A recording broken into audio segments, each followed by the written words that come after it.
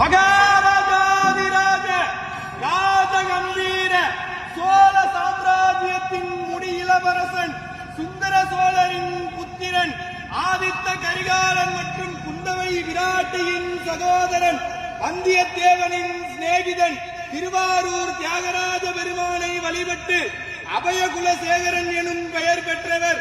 தெற்கே இலங்கை வரை சோழர்கள் நிலையாக விரிவு செய்தவர். தெய்வீகமான சொல்லாற்றும் நீதிமானாக இருந்து அருள்மொழிவர்மன் சேர சோழ பாண்டிய நிலைகளை ஆட்சி செய்த மும்முடி சோழன். கலைஞர் கோட்டையை வென்ற கலைஞர சோழன். கோயில்களை கட்டிய திருக்கோயில் சோழன். மக்கள் நலன் நியாயம் காட்டிய மண்மணி சோழன். தஞ்சையை ஆண்ட தஞ்சை வல்லவன். சிவபக்தியில் சிறந்த சிவபாத சேகரன். திருமுறை கண்ட சோழன். மகா கலைஞன். மாநகர் அரசன். கடல் வீரன்.